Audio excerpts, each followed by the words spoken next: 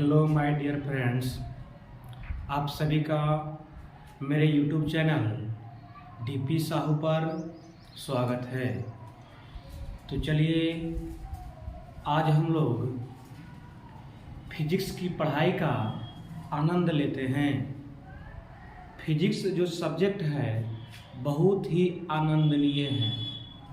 आप अपने जीवन में जितने सारे विषय पढ़े होंगे उसमें सबसे अधिक रुचि वाला अगर कोई सब्जेक्ट रहा होगा तो वह रहा होगा फिजिक्स। नहीं तो चलिए इसको और रुचिकर बनाते हैं। तो आज से भौतिकी फिजिक्स की पढ़ाई की हम लोग शुरुआत कर रहे हैं। तो पहला क्लास हम लोगों का रहेगा मात्रक तथा बीमा। क्या रहेगा? मात्रक तथा बीमा। ठीक है, चलिए तो शुरू करते हैं। इसमें पहला टॉपिक है भौतिक राशियाँ, फिजिकल क्वांटिटीज।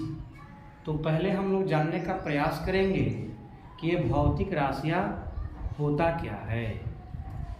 तो भौतिक राशि वह है जिसका मापन किया जा सके या जिसे हम संख्या के रूप में व्यक्त कर सके, उससे क्या कहते हैं?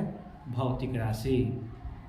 और जिसे हम लोग नहीं माप सकते हैं वह भौतिक राशि नहीं है।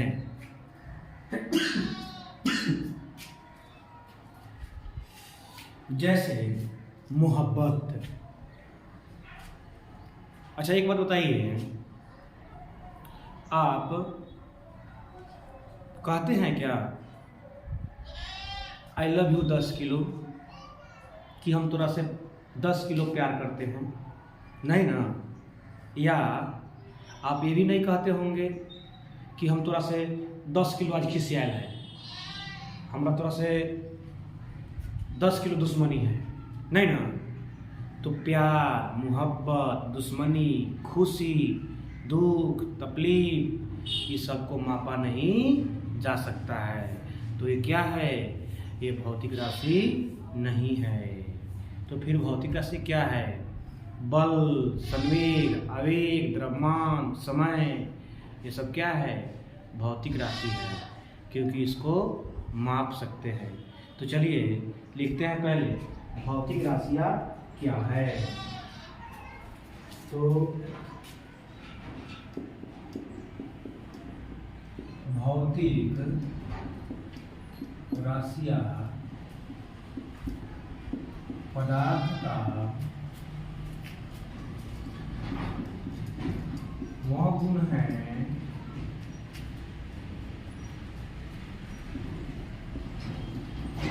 जिसका मापन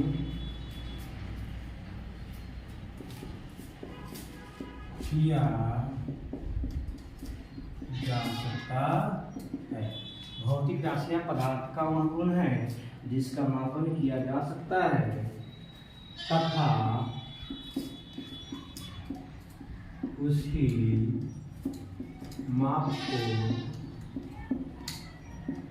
संख्या द्वारा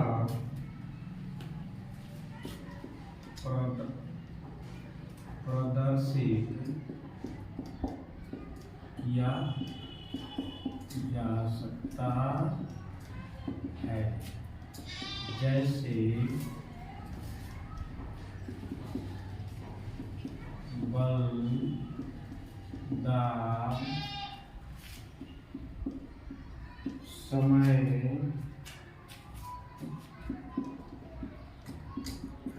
संवेग, आवेग, बोल रहे। चलिए तो भौतिक राशियाँ पदार्थ का वह गुण है जिसका मापन किया जा सकता है तथा उसकी माप को संख्या के द्वारा प्रदर्शित किया जा सकता है। तो इसे हम क्या कहेंगे? भौतिक राशि कहेंगे। नहीं, अब बताइए संवेग, आवेग, बल, ये सब क्या है? भौतिक राशि है। क्या है? भौतिक राशि है, क्योंकि हम लोग इसका माप कर सकते हैं। इंसानियत, प्रेम, दुश्मनी, नफरत, ये सब भौतिक राशि नहीं है, क्योंकि हम लोग इसका मापन नहीं कर सकते हैं। क्लियर? बात समझ में आ रही है? चलिए तो अब आगे बढ़ते हैं। भैया रे, किसी भी भौतिक राशि को अब व्यक्त करेंगे तो करेंगे कैसे? तो किसी भी भौतिक राशि को व्यक्त करने के लिए हमें किन किन चीज़ों की आवश्यकता पड़ती है, अब थोड़ा इस पे गौर फरमाइएगा। तो चलिए, जैसे मान लीजिए आप किसी दुकानदार के पास चले जाइए और कहिए कि 2 चावल दो। देगा? नहीं ना देगा। या आप उस दुकानदार को बोलिए कि केजी चावल दो, केजी चावल दो। देगा? उसका मौत हिस्सा करा जाएगा, उसको बात ही नहीं समझ में आएगा। अब चलो, अब उसको बोलिए कि 2 केजी चावल दो। क्या दो? 2 केजी चावल दो। देगा कि नहीं? धनाक दे देगा, फिर उसको बात समझ में आ गया है। 2 केजी चावल दो। चलिए, तो यहाँ से 2 चीजें निकल के आई। किसी भी भौतिक राशि को व्यक्त करने के लिए हम लोग को एक चाहिए संख्यात्मक मात्रा। ठीक है? तो यहाँ से यहाँ बात स्पष्ट हो गया कि किसी भी भौतिक राशि को व्यक्त करने के लिए 2 चीजों की आवश्यकता पड़ती है। वह है संख्यात्मक मान और मात्रक। नहीं प्यारे भाइयों, अगर हम बात करें मात्रकों और संख्यात्मक मान की, तो अलग अलग जगहों पर इसका प्रयोग अलग अलग हो रहा था। फॉर एग्जाम्पल, हम लोग यूज करते थे किलोग्राम। क्या यूज करते थे? किलोग्राम। वहीं इंग्लैंड के लोग यूज करता था पाउंड, और फ्रांस के लोग तो किलोग्राम और पाउंड समझ में नहीं करता था, वो यूज करता था ग्राम। अब समस्या तो उत्पन्न हो गया नहीं? अब देखिए, यहाँ पता तो क्लियर है। जैसे मान लीजिए आप चल जाइए इंग्लैंड में और वहाँ कहिए 2 केजी चावल दीजिए। देगा क्या? वहाँ नहीं देगा, क्योंकि इंग्लैंड में चल रहा था पाउंड। क्या चल रहा था? पाउंड। उसमें भारत में चल रहा था केजी। अब भारत में जाके किसी दुकानदार से कहिए कि 5 पाउंड चावल दीजिए, नहीं ना देगा, बिल्गा देगा। तो ये समस्याएं चल रही थी। तो मुख्य रूप से उस समय मात्रकों की 3 पद्धतियाँ विकसित थी। ये 3 पद्धतियाँ कौन कौन थी, इसको जानने का प्रयास करते हैं। नहीं, मात्रकों की 3 पद्धतियाँ विकसित थी। अगर मान लीजिए उस समय हम लोग को विदेश जाना होता था, तो विदेश जाने से पहले 1-2 महीने की ट्रेनिंग होती थी। ट्रेनर लोग ट्रेनिंग दिया करते थे कि वहाँ पे अगर हम जाए तो बोलचाल में अगर हम लोग को 5 केजी चावल लेना है तो वहाँ पे उसको कैसे बोलेंगे। नहीं, तो ये समस्या तो था। तो उस समय 3 किस्म का मात्रा का प्रचलन था। वह क्या था? पहला था CGS, ठीक है। दूसरा था APS और तीसरा था MKS, ठीक है। उस समय मात्रकों की 3 विधियां प्रचलित थी। नहीं, एक CGS, दूसरा APS और तीसरा MKS, ठीक है। CGS का मतलब मीटर, नहीं, G4 ग्राम, इससे सेकेंड। चलिए, F से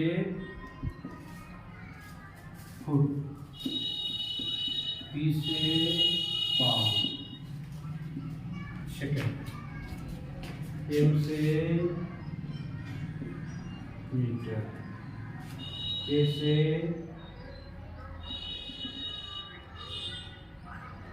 किलोग्राम, S से सेकेंड। सेंटीमीटर लंबाई का मात्रक था, ग्राम द्रव्यमान का मात्रक था, और सेकेंड समय का मात्रक था। समय जो प्रचलित है फुट, यह है लंबाई का मात्रक, पाउंड है द्रव्यमान का मात्रक, सेकेंड हो गया समय का मात्रक, मीटर हो गया लंबाई का मात्रक, किलोग्राम द्रव्यमान का मात्रक, और सेकेंड हो गया समय का मात्रक। प्यारे भाइयों, सीजीएस जो पद्धति थी, यह कहाँ प्रचलित थी? तो यह प्रचलित थी फ्रांस में। कहाँ? फ्रांस में, नहीं, फ्रांस में। तो इसे कहा जाता था फ्रेंच पद्धति। क्या कहा जाता? फ्रेंच पद्धति। यहाँ पे लंबाई का मात्रक सेंटीमीटर था, इसलिए इसे मीट्रिक पद्धति कहते थे। मीट्रिक पद्धति या फ्रेंच पद्धति। फुट पाउंड सेकेंड पद्धति यह प्रचलित था इंग्लैंड में। कहाँ? इंग्लैंड में। तो इसे हम लोग कहते थे ब्रिटिश पद्धति। क्या कहते थे? ब्रिटिश पद्धति। ठीक है। और MKSA हमारे एशिया में प्रचलित था, और इसमें लंबाई का मात्रक क्या है? मीटर, इसलिए इसे कहते हैं हम लोग मीट्रिक पद्धति। मीट्रिक पद्धति। ठीक है, बातें समझ में आ रही है? नहीं तो मात्रकों की कितने पद्धतियां प्रचलित थी? 3। कौन कौन? बोलिए मेरे साथ। CGS, FPS और MKS। C4 सेंटीमीटर लंबाई का मात्रक, G4 ग्राम द्रव्यमान का मात्रक, S4 सेकेंड समय का मात्रक, F4 फुट लंबाई का मात्रक, P4 पाउंड द्रव्यमान का मात्रक, S4 सेकेंड समय का मात्रक। MKS में M4 मीटर लंबाई का मात्रक, K किलोग्राम द्रव्यमान का मात्रक, S सेकेंड समय का मात्रक। जो CGS पद्धति है यह फ्रांस में चल रहा था। कहाँ चल रहा था? फ्रांस में, इसलिए इसे फ्रेंच पद्धति कहा गया। क्या कहा गया? फ्रेंच पद्धति कहा गया। और यहाँ पर लंबाई का मात्रक क्या था? सेंटीमीटर, इसलिए इसे मीट्रिक पद्धति भी कहा जाता है। फुट पाउंड सेकेंड पद्धति यहाँ ब्रिटिश में प्रचलित हुआ। कहाँ? ब्रिटिश में, इसलिए इसे कहते हैं ब्रिटिश पद्धति। क्या कहते हैं? ब्रिटिश पद्धति। और MKS ये पूरे एशिया में प्रचलित था। उसमें विश्व में समझिए 95% लोग किस चीज को जानते थे, बाकी 5% में फ्रांस और ब्रिटिश। ये तो इंग्लैंड जितना बिहार है, क्या बात है? नहीं तो अब समस्या है। मान लीजिए हम विश्व में कहीं जा रहे हैं, दूसरी जगह एशिया छोड़ के, तो वहाँ पे मात्रकों को व्यक्त करने की पद्धति अलग अलग है, तो परेशानी तो होगी ही। इसलिए कुछ विचार किया गया और निर्णय निकाला गया कि कुछ ऐसा पद्धति लाया जाए कि हम पूरे विश्व में कहीं भी जाए तो सब जगह एक ही चीज मान्य हो। नहीं तो इसके लिए क्या किया गया? इसके लिए किया गया कि या तो जब 95% लोग MKS पद्धति को जानते हैं तो यहाँ के लोग को, यहाँ के लोग को इसी के बारे में, इस पद्धति के बारे में जानकारी दी जाए नहीं, और सब लोग एक समान मात्रा का यूज करेंगे नहीं। जैसे मान लीजिए ये पूरे क्लास में अगर 99% बच्चे हिंदी बोलते हैं और 1% बच्चे दूसरा भाषा बोलते हैं, तो हम क्या करेंगे, उसको हिंदी सिखा देंगे, बाकी चीज़ें कॉमन हो जाएगी ना। तो ठीक उसी तरह किया गया। क्या किया गया, तो सन 1971 ईस्वी में, कब, सन 1971 ईस्वी में फ्रांस की राजधानी पेरिस में, कहाँ, फ्रांस की राजधानी पेरिस में माप तौल विभाग के अंतर्राष्ट्रीय अधिवेशन में नहीं एसआई पद्धति को मान्यता मिली। किस पद्धति को, एसआई पद्धति को मान्यता मिली। कब, 1971 में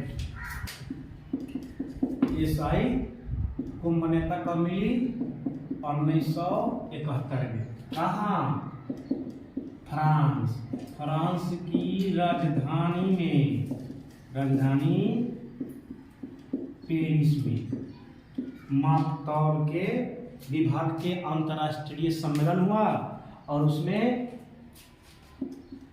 एमकेएस प्रणाली को विश्व स्तर पर एसआई पद्धति के रूप में अपना लिया गया। बातें समझ में आ रही है, क्लियर हो रही है। अब आइए, एसआई पद्धति का निर्धारण कब किया गया, 1971 में। कहाँ किया गया, तो फ्रांस की राजधानी पेरिस में माप तौल विभाग के अंतर्राष्ट्रीय सम्मेलन में। अब उस समय से एसआई में आ गया एमकेएस। ठीक है, चलिए अब एसआई पद्धति को, इंटरनेशनल सिस्टम को 2 भागों में बांटा गया है। कितने भागों में बांटा गया है, 2 भागों में बांटा गया है। 2 भागों में बांटा गया है, तो ये 2 भाग कौन कौन हैं, इसको जानने का प्रयास करते हैं।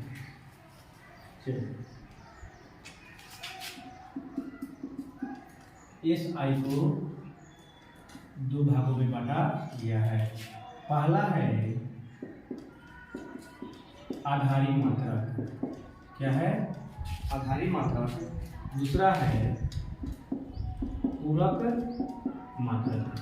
ठीक है, एसआई को 2 भागों में बांटा गया है। पहला है आधारी मात्रक और दूसरा है पूरक मात्रक। इसको बोलते हैं बेसिक यूनिट। बेसिक यूनिट हो गया और यहाँ हो गया सप्लीमेंट्री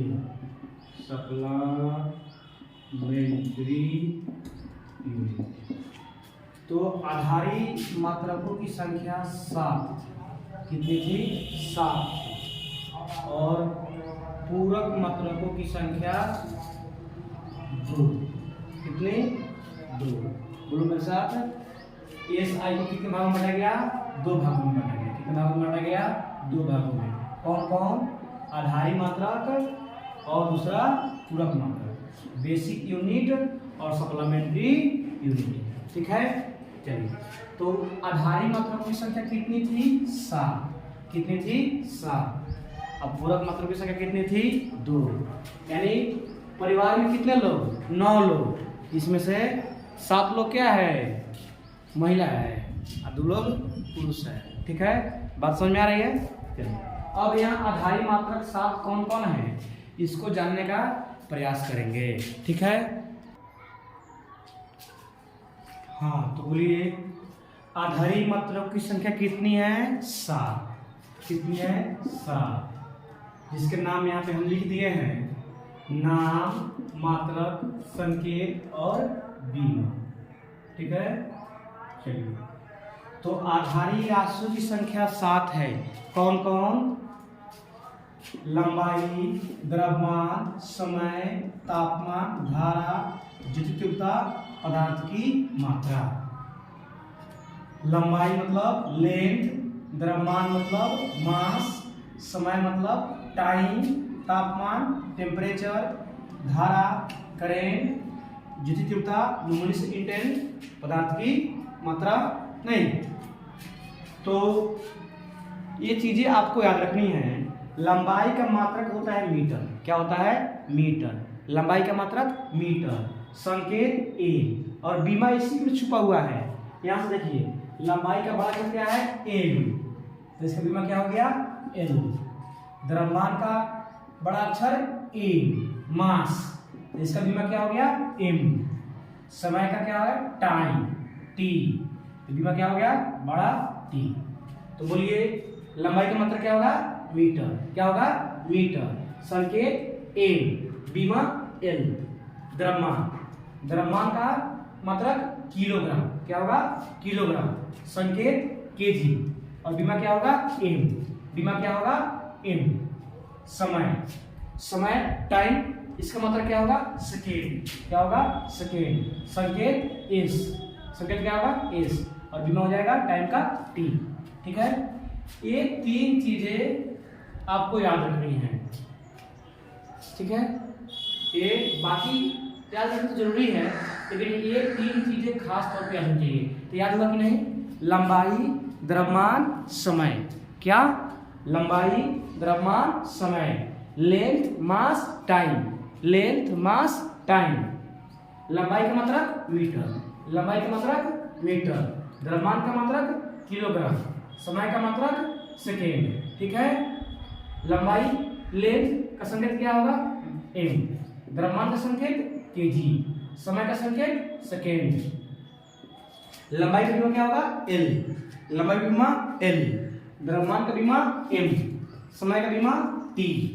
चलिए, तापमान, टेम्परेचर, इसका मतलब क्या होता है? केल्विन। क्या होता है? केल्विन। संकेत क्या होता है? बड़ा की।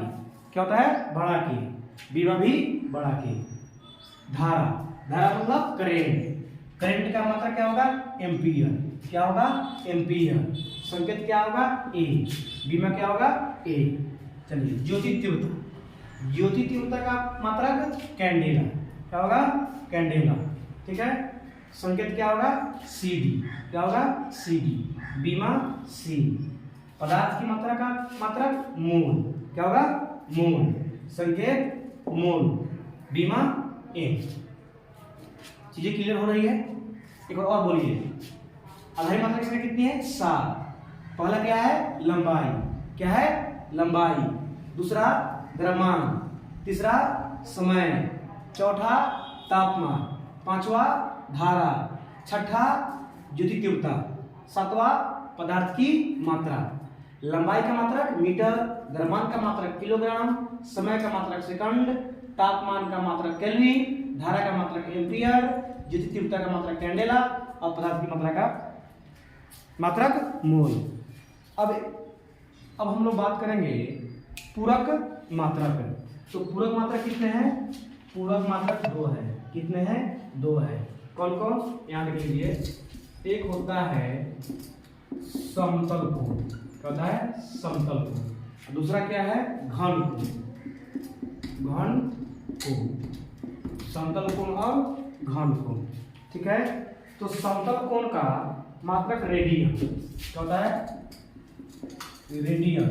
और घन कोण का स्टेरेडियन। क्या होगा? स्टेरेडियन। इसका संकेत होता है RAD, और इसका होता है SR। ये दोनों क्या है? ये दोनों है पूरक मात्रक। कितने हैं? 2।